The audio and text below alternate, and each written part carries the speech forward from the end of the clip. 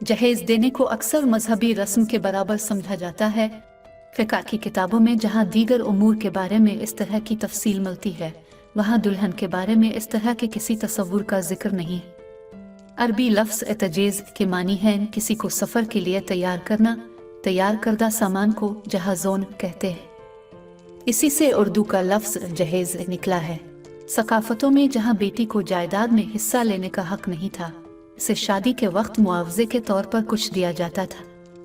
हिंदुस्तान में कुनियादान की रवायत मौजूद थी, जिसमें उन्होंने इस बात की थोड़ी बहुत कोशिश की कि लड़की किसी जायदाद की वारिस नहीं होगी। इसके अलावा बेटी की कमज़ोर कानूनी पोजीशन की वजह से दुल्हन के ख़ानदान ने दूल्हे के ख़ानदान को महंगे तोहफ़े दिए, लेकिन बदले में कुछ नहीं मिला। बाज़ सूरतों में जहेज़ का मुतालबा करने का रिवाज शादी के वक्त महंगी अशिया का मुतालबा करने या तकरीब को मनसूख करने की धमकी देने के साथ तैयार हुआ। हिंदुस्तान में मुसलमानों ने, जिनमें से ज़्यादातर मजहब तब्दील करने वाले थे, इस रवायत को बरकरार रखा और उसे अरबी ज़ुबान में जहेज़ का नाम दिया। लोग अपनी बेटियों को जहेज़ देने में एक दूसरे पर सबकत ले जाने की कोशिश करते हैं, यहाँ तक कि लोगों के देखने के लिए सामान की नुमाइश की रस्म ने जड़ पकड़ ली है। गरीब लड़कियों के लिए जहेज़ के हुसूल में मदद करना एक अच्छा काम समझा जाता है, जो दूसरी सूरत में शादी नहीं कर सकेंगी। लड़कियों के ख़ानदानों की मजबूरी बन गई है कि वो शादी के अखराजात पर अपनी वसातत से ज़्यादा खर्च करे, जिसकी वजह से एक बाप जिसकी कई बेटियां हैं मुसलसल कर्जों में डूबा रहता है और उसकी वजह से वो ख़ानदान कसमपुरसी की ज़िंदगी गुजारता है। बाज़ औक़ात एक ख़ानदान को सिर्फ शादी के अखराजात की देखभाल के लिए कीमती जायदाद को तसर्रुफ करना पड़ता है।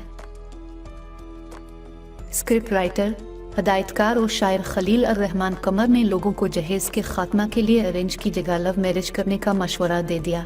खलील अर्रहमान कमर ने अपने एक इंटरव्यू में मोहब्बत की शादियों के बारे में बात की और मोहब्बत की शादियों की पुरजोर हिमायत करने की वजह भी बता दी। उनका कहना था कि मैं मोहब्बत की शादियों को तरजीह देता हूँ, क्योंकि ये हमारे मुआशरे में फैली हुई जहेज़ की लानत को ख़त्म कर देंगी और मोहब्बत की शादियों के ज़रिए ही हम इस लानत से निजात पा सकते हैं। स्क्रिप्ट राइटर का कहना था कि जब दो दोस्त शादी करते हैं तो वो एक दूसरे का एहतराम करते हैं।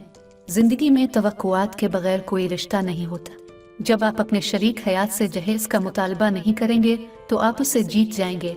वो हमेशा आपका ख्याल रखेगी कि आपने इसके वालिदैन को बहुत से मसाइल और तनाव से बचाया है।